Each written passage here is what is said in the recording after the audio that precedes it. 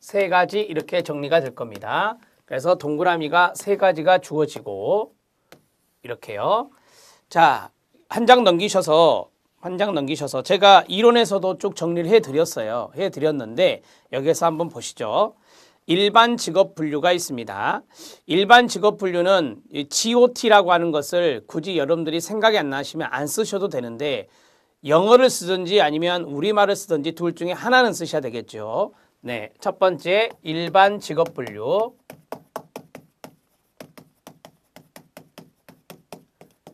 자, GOT라고 하고요. 그 다음에 BIS가 있습니다. BIS는 기본 흥미 척도라고 합니다. Basic Interesting Scale이 되겠죠. 이렇게 정리하시고 그 다음에 개인 특성 척도가 있습니다.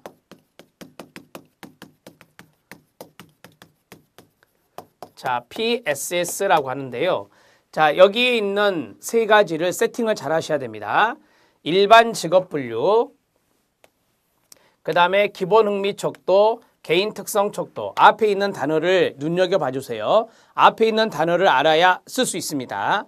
자, 일반 직업 분류, 기본 흥미 척도, 개인 특성 척도 세 가지를 세팅하고 거기에 대해서 간략하게 정리하면 끝날 일이에요. 자, 세 가지. 여기까지만 썼다 그러면 부분 점수밖에 받을 수 없을 겁니다. 여기에 대해서 간단하게 설명이 들어가는 게 좋아요.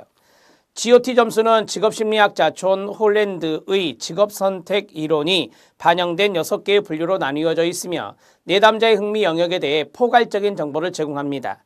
그 유형의 사람들이 좋아하는 활동은 무엇인지, 그들에게 적합한 직업의 종류는 무엇인지, 어떠한 직업, 여가, 생활환경이 그들에게 편안한지, 그리고 어떤 종류의 사람들이 그들의 마음을 끄는지 등에 대한 정보가 포함되어 있습니다. 이걸 포괄적인 정보로 끝내시면 끝나거든요. 1번 별표. 자, 거기에 보면 홀랜드의 직업선택 이론이 반영된 6개의 분류로 나누어져 있다라고 했습니다. GOT는 홀랜드의 육각형 모형 아시죠? 네, 홀랜드의 6개의 분류, 6가지의 분류로 되어 있으며 자, 그 다음에 내담자의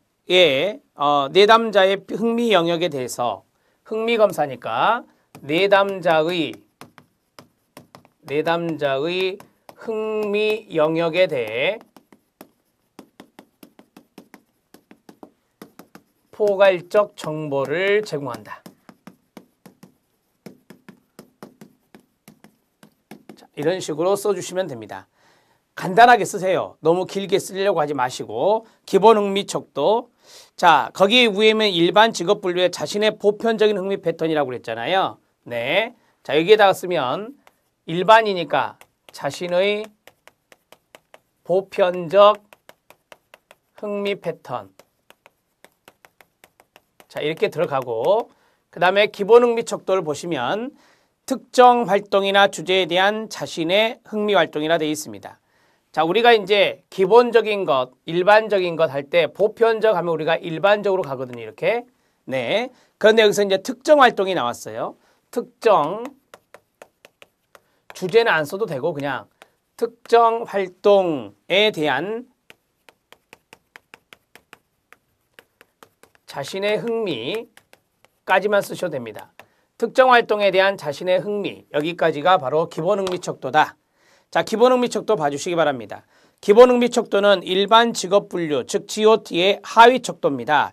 6개의 하위 유형을 총 25개의 세부 항목으로 나누어 개인의 흥미 유형을 이해하는 데 도움을 주기 위해서 개발했습니다.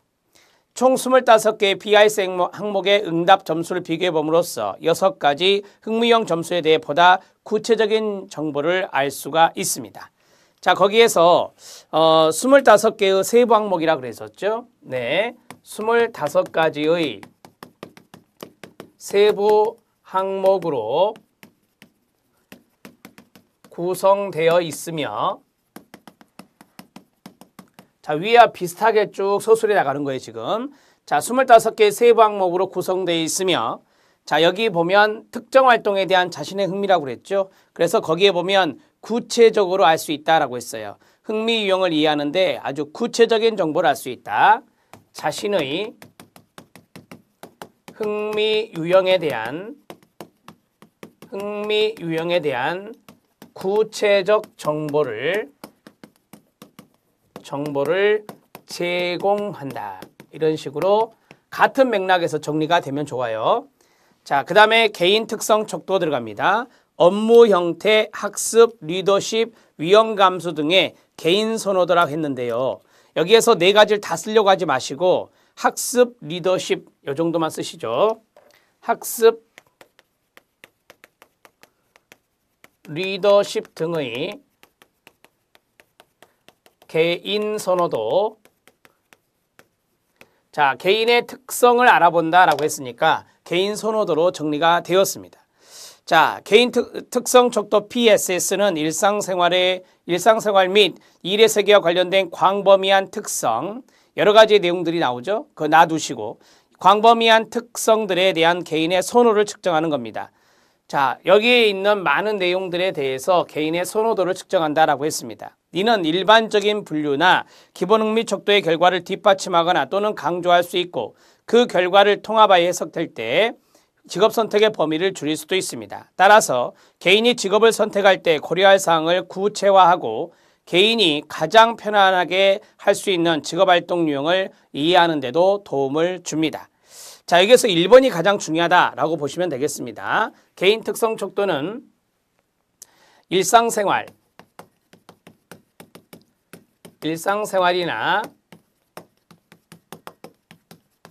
일의 세계 또는 직업 세계도 됩니다. 자, 일의 세계와 관련된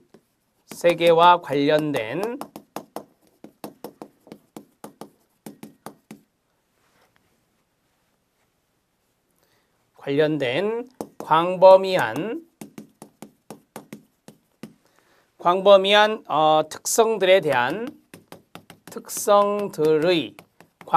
특성들의 개인적 선호도를 측정하는 겁니다. 개인적 선호도를 측정하는 거. 이렇게 정리하시면 되겠죠. 이 정도 쓰시면 딱 시험지에 답안 쓰는 난이 정확하게 맞습니다. 이 정도만 쓰시면 됩니다. 스트롱의 직업흥미검사 척도 3가지, GOT, 일반 직업분류, BIS, 기본흥미 척도, PSS, 개인 특성 척도. 그래서 간단하게 이렇게 서술해 주시면 되겠습니다.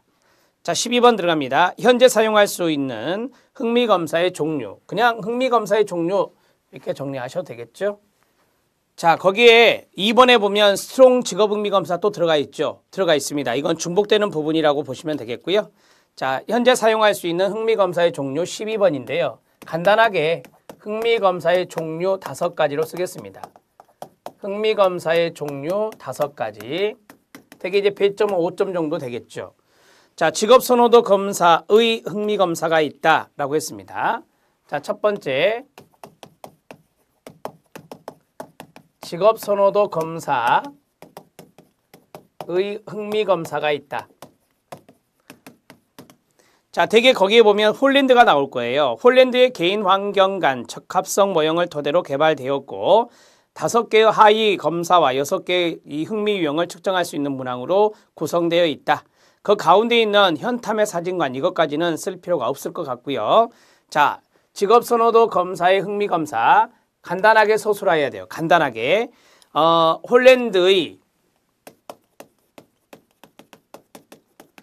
홀랜드의 이론해서 끝내세요. 그냥 홀랜드의 이론을 토대로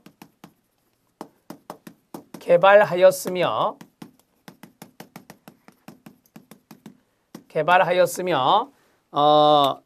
5개의 하위 검사 5가지 하위 검사 그 다음 6개의 흥미 유형 6가지의 흥미 유형을 측정한다. 이렇게 정리하십시오. 자, 이제 두 번째 들어갑니다. 두 번째가 이제 아까 했던 스트롱